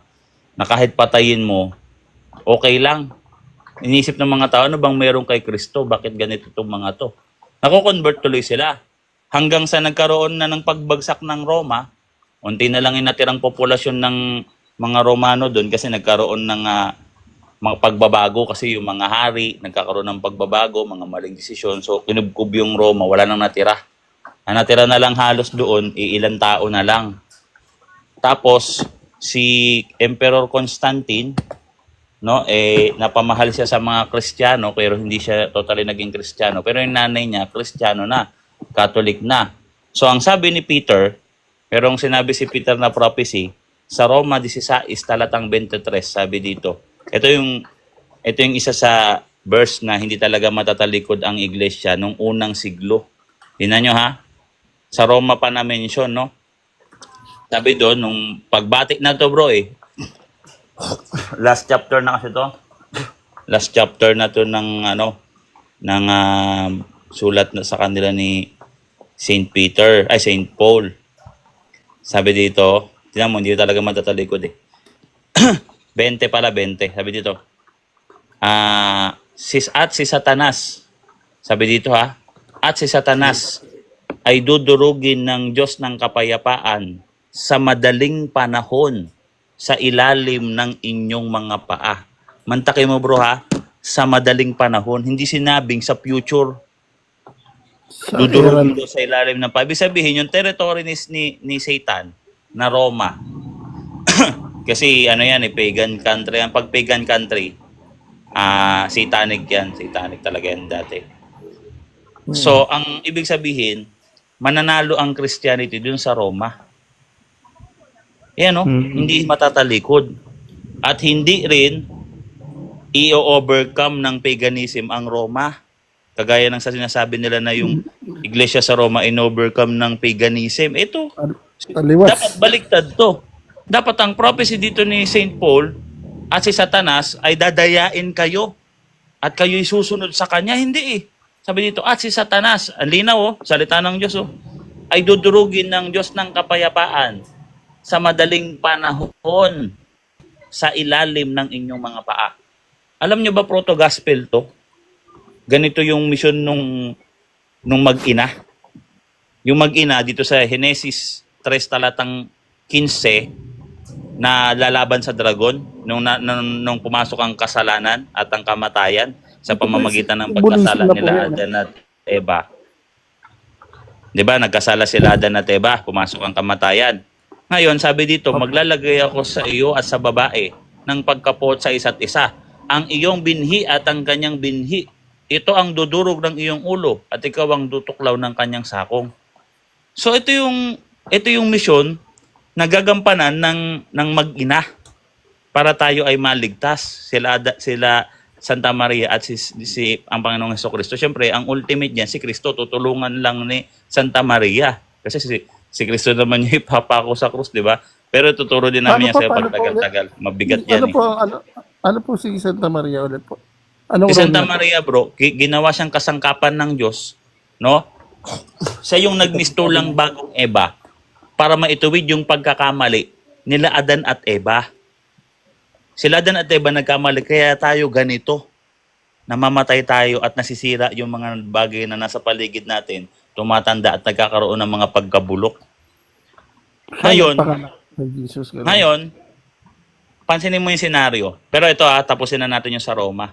Yung misyon ng mag-ina, ng magbinhi, dudurugin nila ang ulo ng ahas. Ano ang prophecy ni St. Paul? Yung mga nasa Roma, dudurugin nila ang ulo ni Satanas. Magtatagumpay. Ito yun ang misyon, di ba? Talunin natin si Satanas. Ngayon, dito tayo sa sinabi mo kay Santa Maria, kaya sa amin talaga bro, connect talaga yung mga doktrina, no? Bakit si Santa Maria pinili ng Diyos at bakit siya kailangan? Kasi nga, nung pumasok ang kamatayan, hindi naman direkta si ang nagkasala eh. Si Adan. Si Eva talaga ang nagkasala, si Eva. Sa pamamagitan ng sulsol ng isang anghel, fallen angel, si Satanas. Dinaya ni Satanas, binigyan ng mensahe ni Satanas, si Eva, si Eva naman, hinawa niya ang kanyang asawa. Ngayon, nung pinaparusahan na sila ng Diyos dahil sa pagkakasalan nila at papalayasin na sila sa paraiso at papasok na ang kamatayan, nagbigay kagad ng pangako ang Diyos o good news, magandang balita. Ang magandang balita, bro, 'di ba? Pansinin mo, sinabi ng Panginoon sa ahas, sapagkat ginawa mo ito ay isinumpa kita ng higit sa mga lahat ng mga hayop. So ganito, no? Pati yung babae, 'di ba? Kumain ka, dinaya ako ng ahas, sabi niya. Ngayon ito na yung pangako ng Diyos sa kanila. Maglalagay ako sa iyo at sa babae ng pagkapuot sa isa't isa o alitan sa isa't isa. Mag-aaway sila, no, yung babae at ang ahas. At hindi lang ang babae, ang iyong binhi at ang kaniyang binhi. Ito ang dudurog sa iyong ulo at ikaw ang tutuklaw ng kanyang sakong. So merong nang magbinhi na lalaban sa ahas at sa kampo ng ahas, sa binhi ng mga ahas o ni Satanas sa Revelation 12. Ang lalaban ay mag-ina. Kasi bibigyan ulit ng parang ano yan second chance, no? At ang kikilos ang Diyos na ang gaganap, si Kristo na mismo yung isinugo ng Diyos Ama para gampanan ang bagong Adan na papasok ang kaligtasan sa sanlibutan. So kung dati ang set 3, nung pumasok ang kamatayan, si Lucifer, isang anghel, fallen angel, nagbigay ng mensahe sa babae. At yung babae, ginampanan yung mensahe ng ahas. Nagpadaya siya sa ahas. Sinunod niya yung ahas. At itong babae, nung sinunod niya yung ahas, nadamay niya, siya naman yung nagpasa ng kasalanan kay Adan. At pumasok na yung kasalanan sa sanlibutan. Sa New Testament, nung pinopisi nung binigay ng Diyos na yung sa Genesis 3:15 na lalaban mag-ina, ganun din nangyari. Sa Luke 1:28, may isang anghel na nakipag-usap sa babae. Si Santa Maria, no, nakipag-usap siya sa babae. Ang sabi ng anghel sa kanya, no, "Hail, full of grace, the Lord is with you." 'Di ba? Tapos, sabi ng hail, nagbigay ng respeto, full of grace. Pag sinabing full of grace, kay Caritomini, ikaw ay yung grace ay nananatili sa iyo mula pa ng past hanggang sa future. Tapos sinabi niya, ikaw ay huwag ka matakot sapagkat manganganak ka ng isang, yun nga, si Kristo, no? Tapos anong sabi ni Santa Maria? No? Sabi ni Santa Maria sa 38, at sinabi ni Santa Maria, narito ako na alipin ng Panginoon. Mangyari sa akin ang ayon sa salita. Oh. Ibig sabihin, yung will ni Santa Maria, willing siya, no? Narito ang alipin ng Panginoon, mangyari sa akin ang iyong mga sinalita. 'Di ba? Ngayon, yung ipinasa niya kay Jesus Christ, no? Dugo ng isang batang babaeng birheng, walang bahid kasalanan. Pagiging unblemished or walang sala. Kung si Eva, siya yung dahilan bakit nagkasala si Adan, si Jesus Christ, si Santa Maria naman, binigyan niya si Kristo sa sinapupunan niya ng isang dugo ng isang dalagang babaeng birhen, walang bahid kasalanan. So, ibig sabihin, itong tatlong set na to, dito na papasok ang kaligtasan kasi itong bagong Adan at bagong Eva ay walang kasalanan, hindi nagkasala. Hindi kagaya nung unang Adan at Eva, nagkasala sila, kaya pumasok ang kamatayan.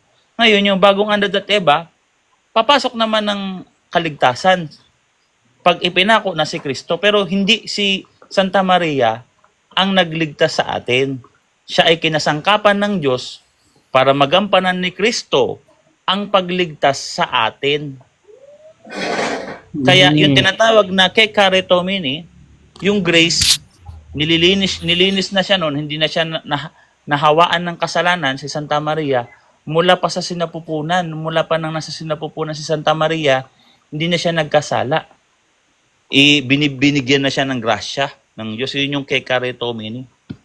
Hindi na siya nabahiran ng kasalanan kasi lahat ng pag-aalay sa Old Testament na pag-aalay ng tupa, wawakasan ni Kristo yan. Ngayon, merong isang pag-aalay ng tupa dito na sa pamamagitan ni Santa Maria, kaya ito magagampanan ni Kristo. Kasi si Kristo, hindi na rin nagkasala. Diyos gaya, paano magkasala, di ba? So dito sa Levitico, ano yan? Levitico 4:32. Tingnan mo itong isang gagampanan ni Kristo, no? Kasi Hebreo 10 talatang 1, lahat ng kautusan ay anino. So papaano yan tatapusin ni Kristo yung mga paghahandog ng tupa? So pansinin mo dito sa Levitico 4:32, sabi dito, kapag kordero ang kanyang dinala bilang handog pang kasalanan, siya ay magdadala ng babaeng walang kapintasan. 'Di ba? Babaeng walang kapintasan. Ito ay kordero na babaeng walang kapintasan. At itong walang kapintasan na babae, hindi lang to basta babae. Ito ay virgin pa, yung tupa na to. Kaya pag tinignan mo sa original Hebrew, sa Strong's, yung definition ng term na ginamit dito, yang female, batang babae. At pag sinabing batang babae o dalaga, dumalaga, virgin pa. Tapos, sabi dito, walang kapintasan. Pag sinabing kapintasan, ultimo batik, wala to. Yung batik, saan ba nakukuha yan ng isang tupa? Sa sinapupunan pa lang, magkakaroon ka na ng batik. So sa sinapupunan pa lang, wala nang batik tong kordero na to. So iyon yung gagampanan ni Kristo. Paano makukuha ni Kristo tong dugo na ganito?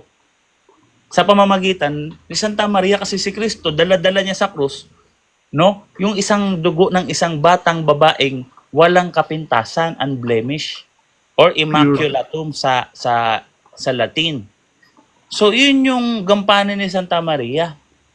No, sa mga devoted, tinatawag yan na co-redemptrix, pero hindi siya talaga totally lagi binabanggit.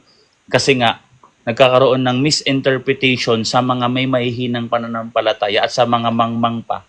No, baka isipin kasi nila na si Santa Maria, siya yung tagapagligtas ng mundo, hindi. Si Kristo, kasangkapan siya ng Diyos para magampanan ni Kristo. Kasi si Kristo lang yung ultimate natin savior 'Di ba? Tagapagligtas. Pero kung namili ang Diyos ng isang nilalang, si Santa Maria, para to pa rin ni Kristo yung kagampanan niyang maging ultimate sacrifice para magkaroon ng kaligtasan sa sanlibutan. Yun yung katawan ni Kristo na may ambag doon si Santa Maria. Hebreo 10 talatang 5, tama ba 5? No? Pagpasok ko sa sanlibutan, hindi mo nais ang hain at handog, ngunit ipinaghanda mo ako ng isang katawan. No? So, yun brother, no? Yung katawan niya, nilikha yun sa sinapupunan ni Santa Maria. Brother by letra, ito rin po ba yung tinutukoy na taong bago o iba? Bagong tao, si Kristo at si Santa Maria. Si Kristo kasi yung bagong Adan, si Santa Maria yung bagong Eva. Kasi yung pangako dito sa Genesis 3:15, hindi na mag-asawa Yung lalaban sa dragon, mag-ina, magbinhi. 'Di ba? Ang layo Ang pala babae ng at turo ang po binhi sa ng akin babae talaga. ang lalaban sa dragon, 'di ba? Nakalagay doon sa ahas, 'di ba? Parallel Revelation 12, yan yung parallel niyan. Tsaka Isaiah 7:14. Tsaka Hindi Psalms. ko lang naintindihan ang Psalm ganyang 6 kalalim yan. Ang lalim, 'di ba? Oh.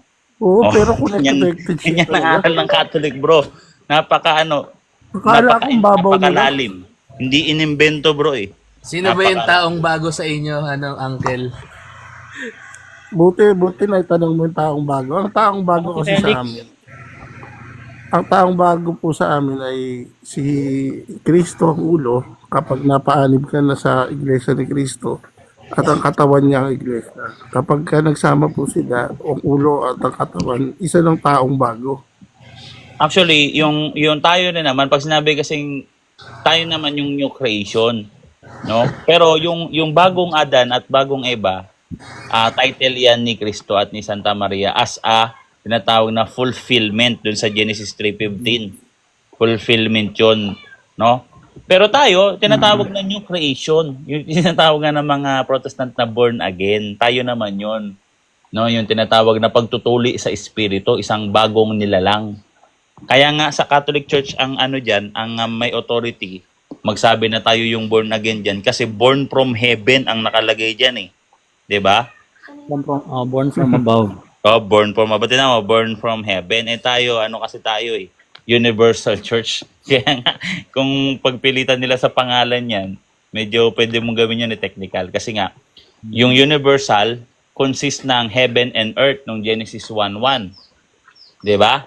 Heavens and the earth.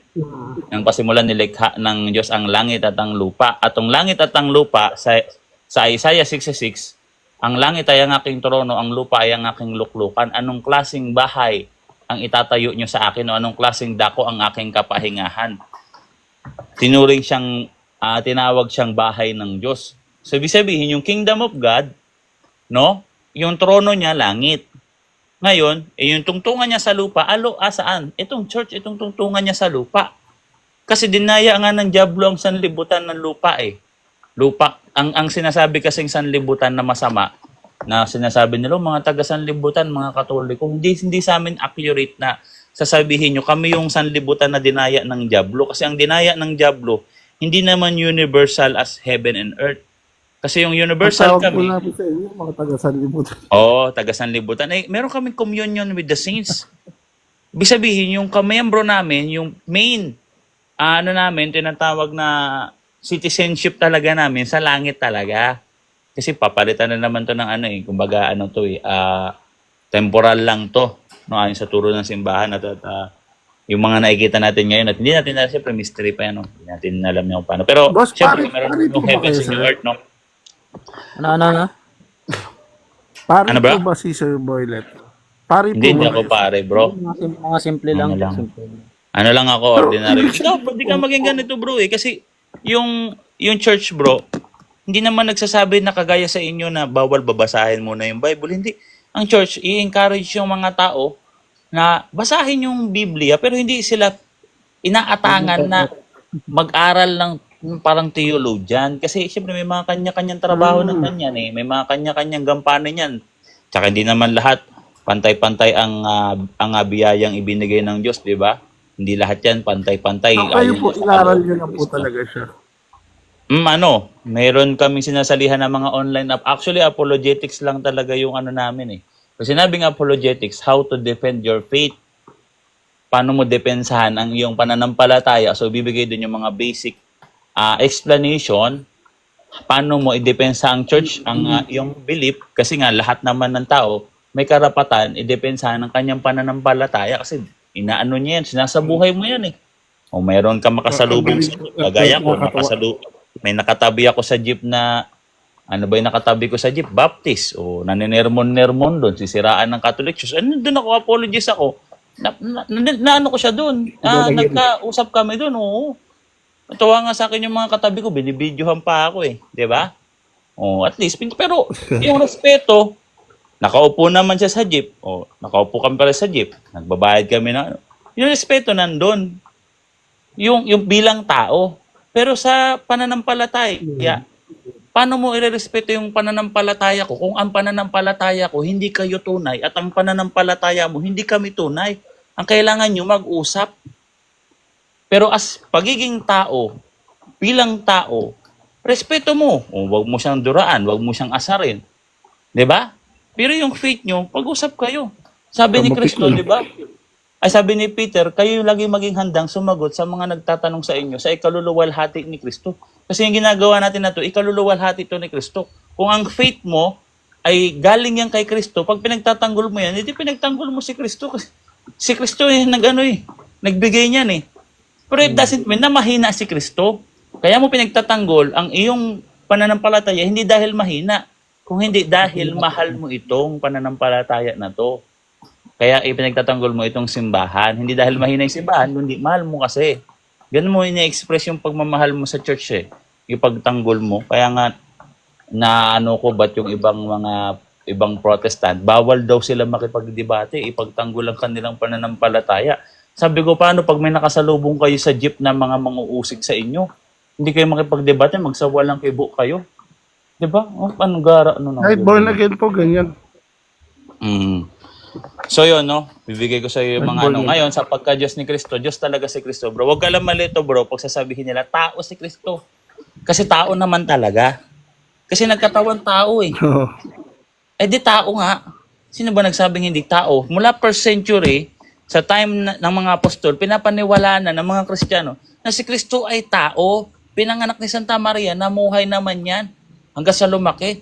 Hanggang sa nagpakita na siya ng first miracle na naitala sa Biblia sa pamamagitan ni Santa Maria. Hindi pa niya oras. Pero wala siyang magawa. Sunod siya kay Santa Maria. Ano sinabi niya kay Santa Maria? Babae. Pag sinabi niyang babae, andyan niya sa John 4:2 ba? John 2:4. Ibig sabihin, senyora, lady. Kasi ang akala ng mga Protestant, sinabihan nila sinabi daw ni Kristo kay Santa Maria, babae, anong kinalaman ko sa iyo? Akala nila parang binabastos ni Kristo si Santa Maria. Hindi.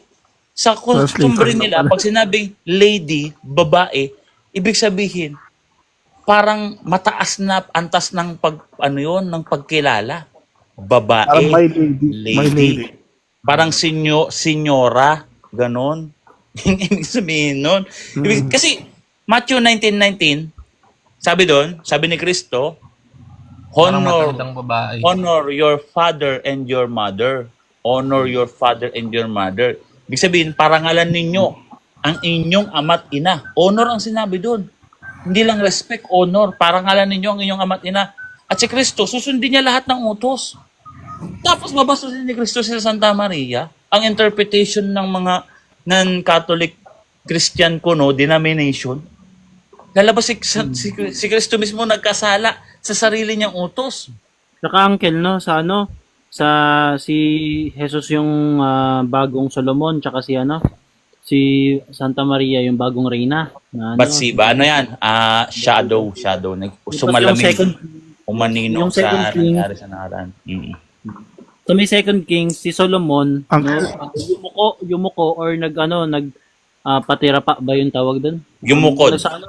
Tama, Parang yumukod reyna sa ba? Alam mo yung pag nagbibigay galang sa mga hari reyna, yung isang tuhod, umaano yan, nakaluhod yung isang tuhod, yung isa naman, pang veneration nakaano. yun eh. Pang respect Oo, and veneration. honor.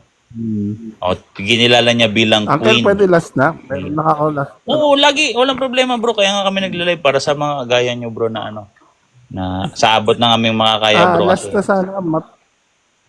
sige, bro. Matulungan mo kami dito no, sa mga nakikinig din. Kasi merong talata, i-debunk mo nga ang Sige. pagkasugo ni Felix Panalo. Sa Isaiah Para mas lalo ko maintindihan. Kasi may 34:11 ba yan? talata sila na ganito. Isaiah Ito po, 34. sample po. Meron po siyang talata na sinasabi doon na siya po, ikiniklaim namin po na siya po ito, no? Ang uod na Jacob, una. Uod ni Jacob. Tsaka yung ravenous bird. Yung ravenous bird na nang kasi yung Siya uod ni daw Jacob, po hindi na nila ganong ginagamit yan eh. Hindi ko sa kanila ganong naririnig. Sige po. Isaiah Nga po, 34. debunk nyo nga po para mas lalo ko maintindihan. Papakita ko sa'yo paano to i-refute ha. Isaiah 34:16 ba yun? Ano ba yun?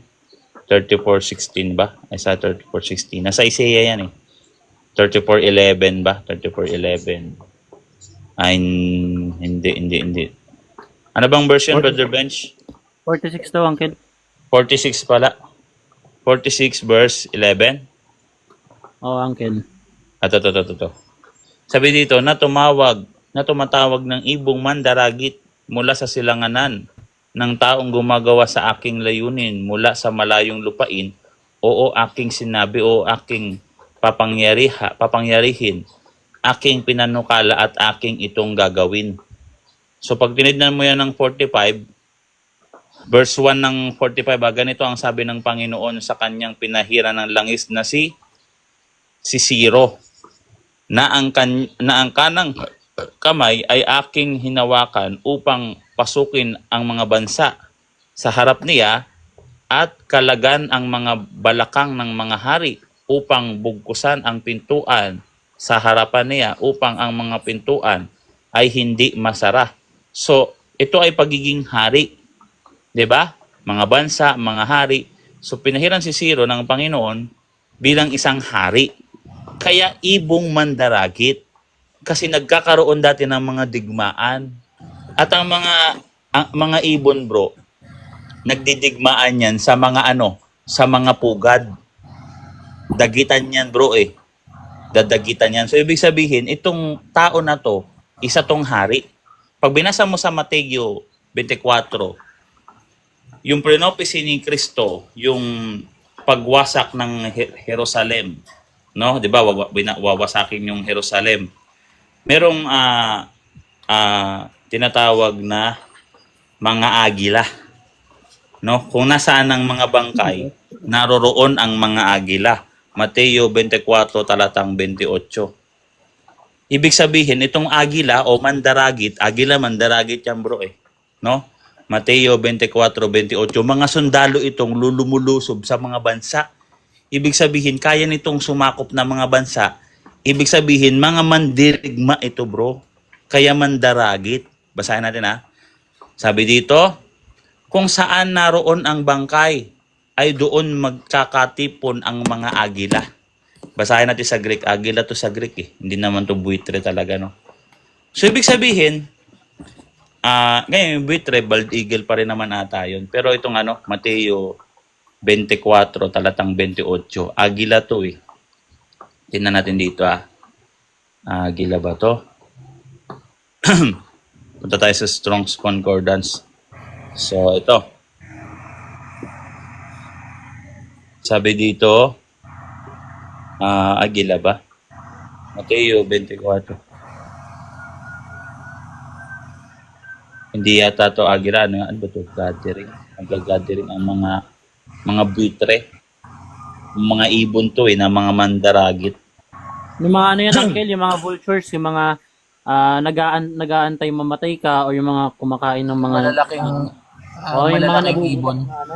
mga nabubulok na karne yung kinakain nila. Bird of prey. O kita mo ha, sa definition na an eagle, bird of prey. O sabi dito Eagle o Bull Torres, no? Ayun nga kasi magkakaroon ng patayan dun eh. Kaya yun din yung klase ng ano, 'di ba? No? O alin na dito? Bird of prey, oh. Oh. 'Di ba? So, ibig sabihin, yung ibong mandaragit, talagang hari 'yun na nananakop ng mga bansa. Mandaragit nga, kaya nilang sakupin yung isang bansa. At 'yun ay kanino? Iyon ay nakaprophesy talaga kay Ciro kasi sa time ni Nebuchadnezzar, pinapahirapan yung mga Kristiyano tuloy, yung mga Israelita, no? Sa kanyang pamamalakad, nung dumating si Ciro, pinabalik sila at nagkaroon ng second temple. Pinalaya sila no ang Pinalaya parang sila. Oo. So parang at katuparan na rin ni si Ciro noon galing sa malayong lupain sila. malayong lupain. Kasi hindi naman siya taga doon, hindi naman siya doon eh. Dumating lang siya doon kasi si Nebuchadnezzar nabaliw na. 'Di ba? Ito 'yun. Ngayon, ito pang isang pang-refute natin, no? Bakit mo pinapangaral yung sarili mo? Ikalawang Korinto 4:4. Bakit? Hindi yan kailangan ng mga apostol, bro. Pag apostol ka ni Kristo, hindi mo kailangan ipangaral ang sarili mo. Basahin natin dito, ha? Ikalawang Korinto 4, talatang 5. Manig ka dito, bro. Sapagkat hindi namin ipinapangaral ang aming sarili, kundi si Kristo Jesus bilang Panginoon. At kami inyong mga lingkod dahil kay Kristo. Hindi mo ipapangaral ang sarili mo. Si Kristo, kailangan mong ipangaral. Tauhan ka ni Kristo, ipangaral mo sarili mo, ibida mo sarili mo sa tao. Ang ginawa kasi nila, bro, ang pinaglilingkuran nila, ang kanilang sariling tiyan. Ibig sabihin, sariling benepisyo. Basahin natin dito sa... nila yung pangalan ni Kristo, no? Pero sarili nila yung pinapangaral. Saka ang Bakit wala diba, sila movie? Ba't naman wala kami movie ni Jesus? hindi naman hindi naman aware si Felix Manalo nung na ginagawa na pala siyang anghel. Di, ganun talaga, bro. Siya nagtatag eh. Di ba? Asahan niya na yan. Malamang siya nakakaalam. Kasi paano nila idedepensa ng mga tagasunod ni Felix Manalo? Kailangan mo na nilang idepensa si Felix Manalo kasi questionin ng mga tao. Tinatag kayo ni Felix Manalo, ba't kami maniwala sa inyo? Sasabihin nila, si Kailangan Felix sa Manalo muna ako tutok ng maniwala. Diyos. Para maniwala. Kailangan muna nila ng patibayan. Ganito yan. Sa SDA, ang pagpapahayag nila kay Ellen G. White, Spirits of Prophet, nasa Bible din si Ellen G. White. Si Eli Soriano din, nasa Biblia din, dukhang pantas na lalaki, dun sa Ecclesiastes 9:14. Ganun din, yun sa end time, siya yung bagong, sino ba yun? Yung si John the Baptist yung katuparan, sila daw yun. So, pinapangaral nila, yung mga founders nila, kailangan nilang i-justify gamit yung Bible kasi pag inusig sila, uusigin sila sa pangalan nung nagtatag sa kanila. Di kagaya kami, inuusig kami kay Kristo eh. Ano na nyo ba inuusig? Sa imahe ni Kristo, sa mga ributo ni Kristo. Diyan nyo kami inuusig. Ngayon, hindi porket nagpapakilalang kaalagad ni Kristo o daladala si Kristo, pati pangalan ni Kristo ginagamit, maniniwala na tayo. Sa Mateo 24, talatang 5, sabi dito, sapagkat marami ang darating sa aking pangalan. So, hindi porket gamit-gamit mo pangalan ni Kristo, no, na nagsasabi, ako ang Kristo at ililigaw ang marami. So, mo sarili niya, ako ang Kristo at ililigaw ang marami. Pero ano dala-dala? Pangalan ni Kristo. O sa talatang 9, sabi dito, sa talatang 10, maraming tatalikod, ginagamit ng mga ayos ito, maraming tatalikod, magtataksil at mapupuot sa isa't isa. Hindi sinabing tatalikod kayo lahat. Ibig sabihin, tatalikuran, kapwa kamiyembro sa isa't isa tatalikod. Sa talatang 24, sabi dito, sapagkat lilitaw, susulpot, lilitaw, parehas lang yan. Sapagkat susulpot ang mga bulaang Kristo. O tinan nyo yung mga Jesus Christ, iba't iba na. May tao lang, may Diyos lang, hindi tao. Tapos meron pang oneness, iba-iba na mga Kristo nila eh. Di ba? At mga bulaang propeta. At magpapakita ng mga dakilang tanda. Ito na mga dakilang tanda na sinasabi nila, si Felix Manalo, kinasihan ng Diyos. 3 araw nagkulong sa kwarto, tapos hindi kumain, nabuhay. Dakilang tanda yung mga ganun yun eh. Mga dakilang tanda, ano pat ililigaw nila? Kung maaari, pati ang mga hinirang. Kita nyo sa mga born again, meron pang mga nanginginig-nginig doon. Mga dakilang kababalaghan at mga dakilang tanda. Tapos, ibibidyohan nila, papakita nila kung gaano kagaling yung mga sugo nila doon na kaya magpalayas ng diablo kuno. Di ba ang daming ganyan sa TV? Di ba? Si Apostol tumatalsik. Camilo. Ginawa ka. Samantalang yung exorcist sa amin, private.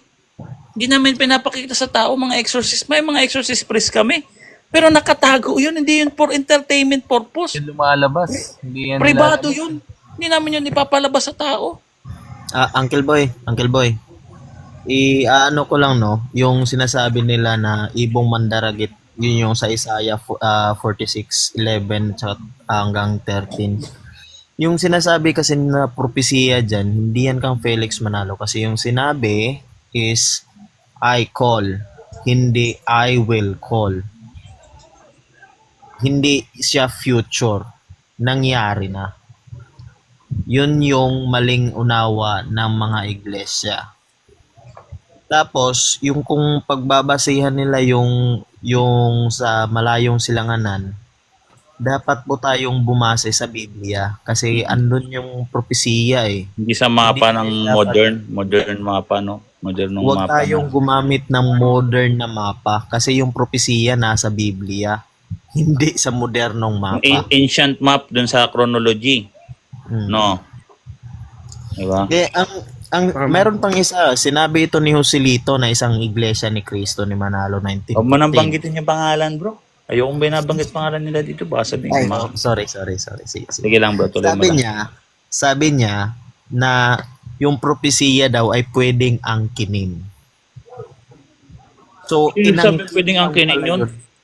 inangkin lang pala ni Felix Manalo. At ano nga yung sinabi mo, Uncle Boy, yung sinabi mo na mayroong magpapakilalang ibang Kristo? Mateo 24:5-10 hanggang 24. Alam mo ba, alam ba ng mga INC na merong ibang nagsasalita na membro nila na resurrection si Felix Manalo ni Jesus. So, bula ang Kristo kung nagkaganon. Hindi, So, yung turo tila, bro, bula ang Kristo talaga Wala yun, naman bro. po sa amin. Wala namang kasing ganun na resurrection si Kristo ni Felix Manalo. Ang bula ang Kristo nila, bro, yung Kristong hindi Diyos. Kasi, Brother Tommy, nagbabasa ka ng Bible, nababasa mo naman siguro yung mga malilinaw na verse na Diyos si Kristo dyan. Di ba, Brother Demlon?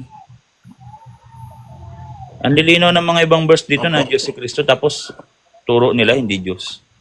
Bula ang Kristo Amin yun. po kasi cut Kristo na ang po. dapat nating sampalatayan. Cut po kasi sa amin.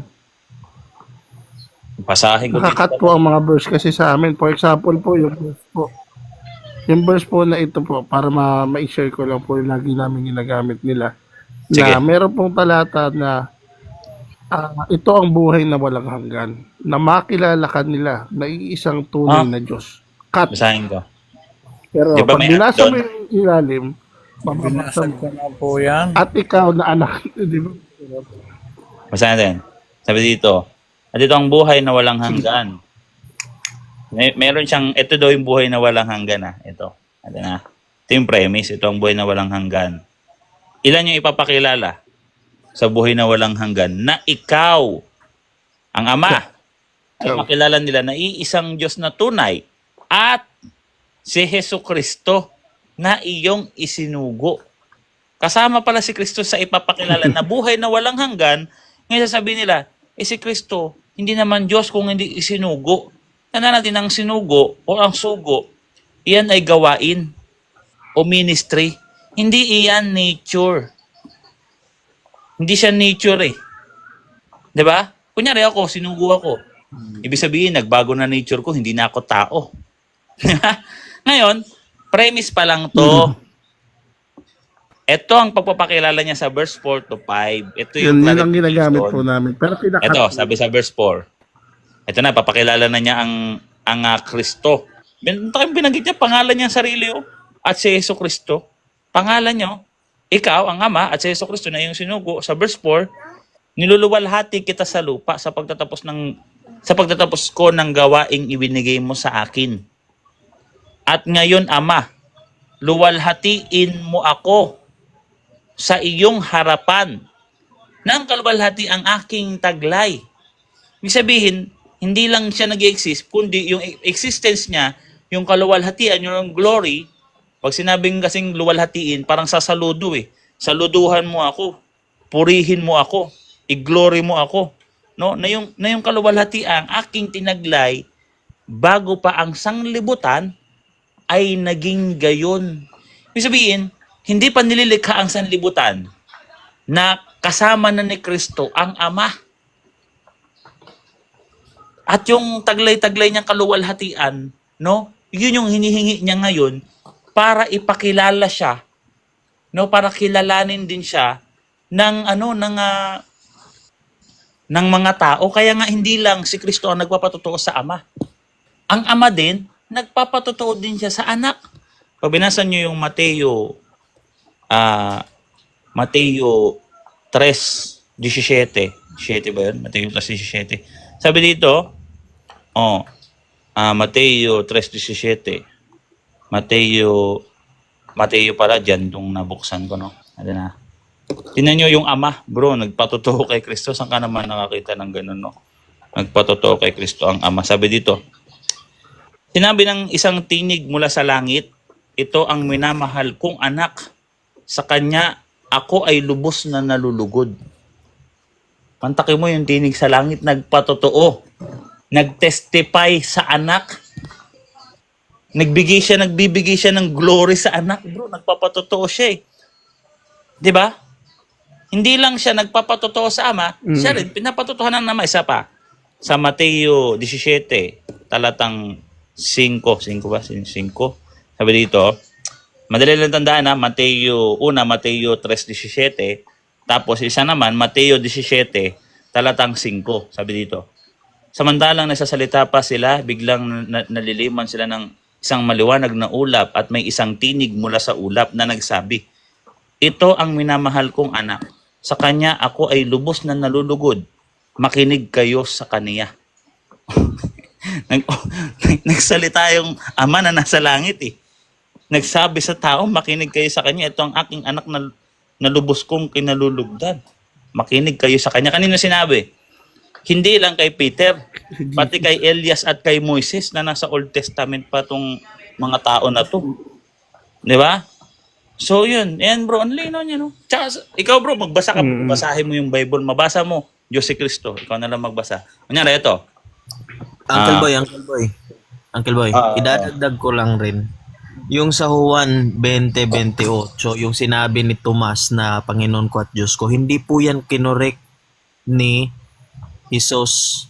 Hindi, wala pong sinabi si Jesus na mali ka Juan, mali ka Tomas. So, kanino tayo maniniwala? Kang Apostol Juan, kang Apostol Tomas, o sa mga taong nagsasabing hindi Diyos si Jesus? Ganito yan bro, hindi nga lang yan kay Tomas ka maniniwala eh. Sino bang sumulat nito? Si Tomas. Ang sumulat nito, si Juan. Sinagot na po sa amin yan. May sagot po ako. So, ganito. Si Juan, isinulat tong senaryo na to sa kanyang ebanghelyo. At itong pangalan to, ebanghelyo sa ikaliligtas, maging Hudyo o Griego, Roma 1:26. So hindi ito isusulat ni Tomas kung ito nagulat lang at kailangan pang isulat pati yung pagkagulat ni Tomas at ang mga si Tomas po ay isang Israelita. Wala naman sa kustumbre ng mga Israelita na kagaya ng sa mga Pinoy na pag nagugulat, nagsisigaw ng OMG. Kasi ang utos sa mga Israelita ng Diyos, sa ikalawang utos, huwag mong gamitin ng pangalan ng Diyos sa mga walang kabuluhang bagay.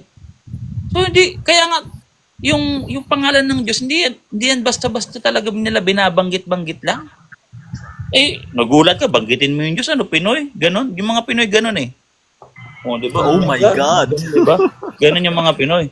Pangalawa, yung isang objection nila dito, sinabi daw kasi ni Kristo na hawakan mo ang aking kamay at idaiti mo ang iyong kamay sa aking tagiliran.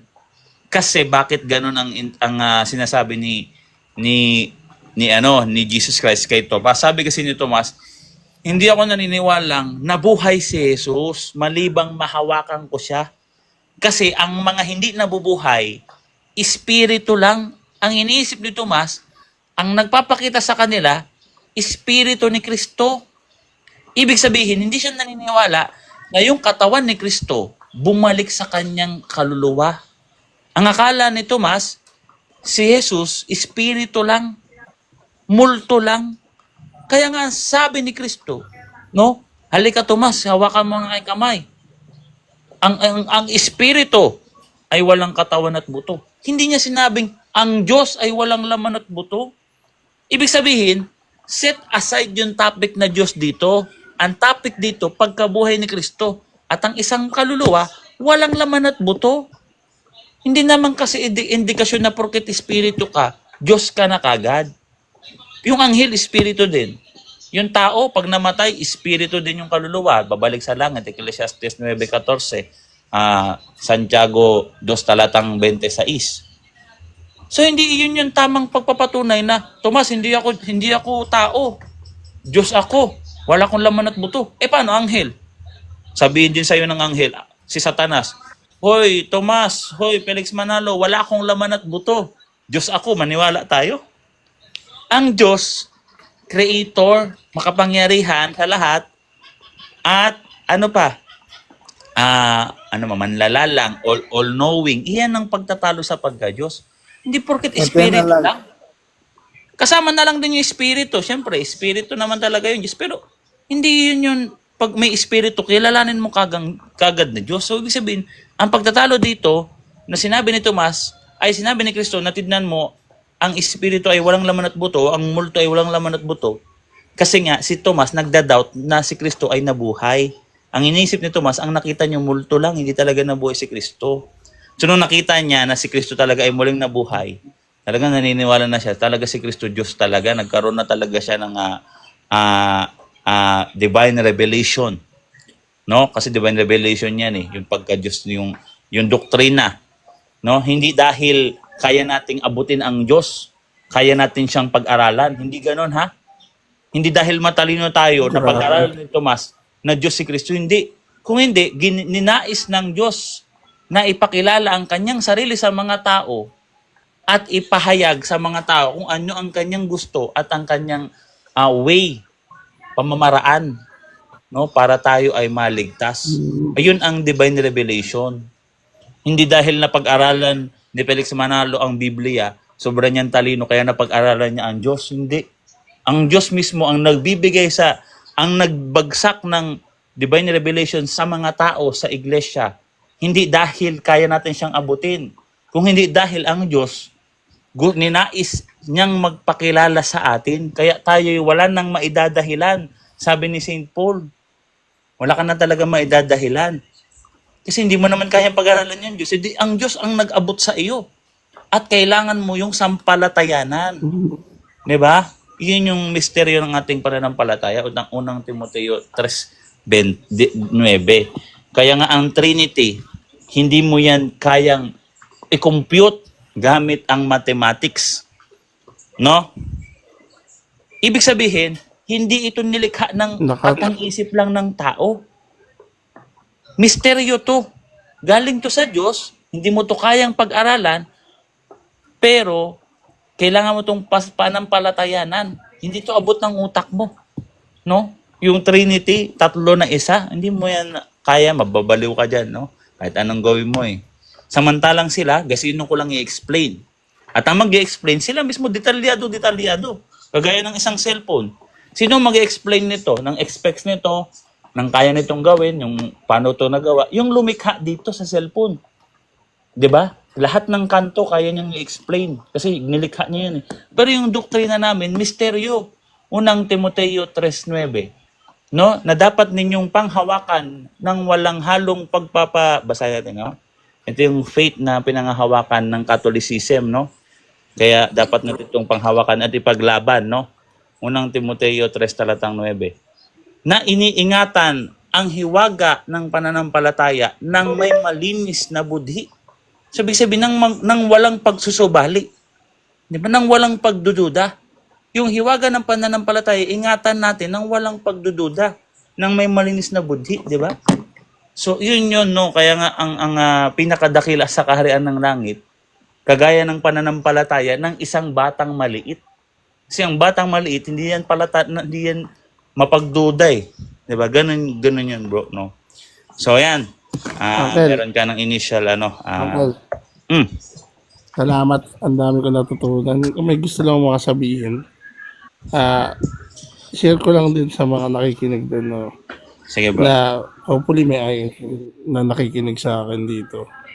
Na una, natutunan ko dito, hindi lang porket binasa mo yung talata, letra por letra, yun yung pagkaunawa mo. Kailangan mo pala tong basahin ng may kalaliman, idugtong din sa history at saka doon sa mga malalim pala siya, no? Hindi lang nandun lang sa isang talata kasi sa amin ganun eh.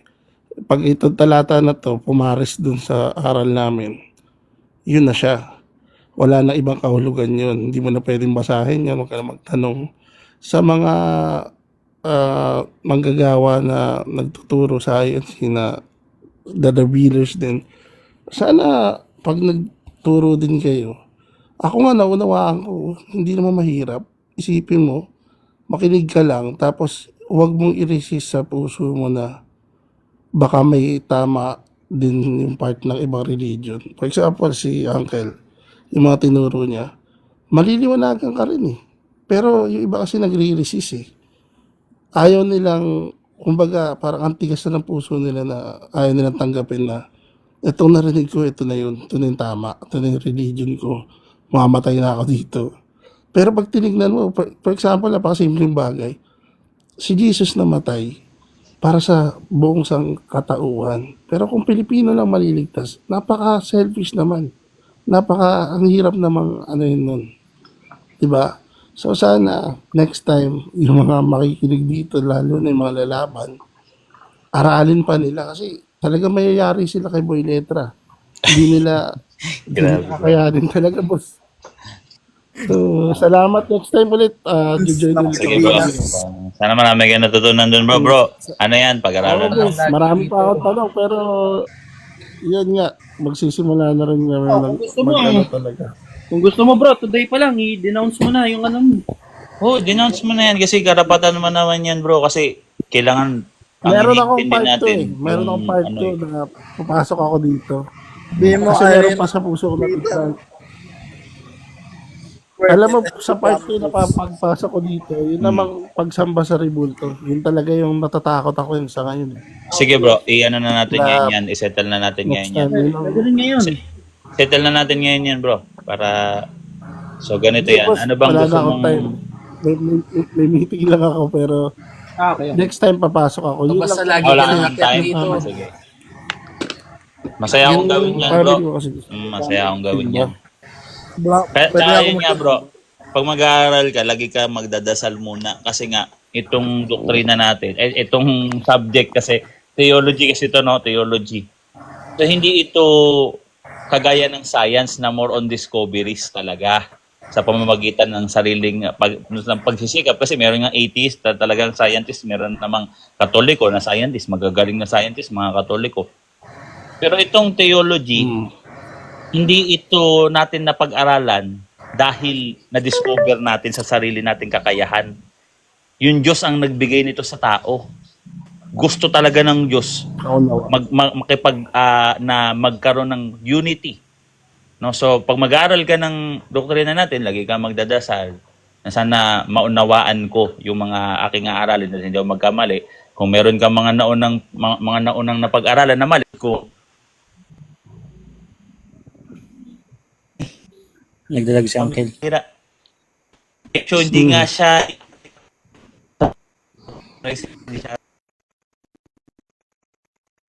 is out ng Catholic. So yun, magdasal ka muna, tas kita inline sa simbahan. Pwede mong suriin niya sa kanila. Pero kailangan, lagi kang magdadasal, no? Kasi sinuri ko naman na lahat ng ibang mga doktrina eh. At ang paggagamit Testing mo talaga, lang. mali talaga yung sa kanila. Testing mo lang. Mag-up the cross ka. Tapos kung if ever na feeling mo mali ka, mag-sorry ka na lang. If ever na mali po yung ginawa ko, patawarin niyo ako. Ganun. Pero mag-sign up the cross. Kailangan, manghingan tawad sa Diyos. Talaga. Patawarin mo rin, tsaka bro, patawarin mo yung mga taong nagkasala sa'yo. Yun talaga yun, may mga taong nagkasala sa'yo. Kagaya nung pag-anib mo sa ibang relihiyon, kung may mga kasalanan sa'yo, mga ibang patawarin mo na sila lahat. Ganon, kailangan linisin mo yung puso mo. Patawarin mo lahat ng mga nagkasala sa'yo. Manghingan ng tawad sa Diyos, patawarin mo rin yung sarili mo. So, ganun yun bro, no? So, sige. Magsasara Sige na po, rin tayo. salamat po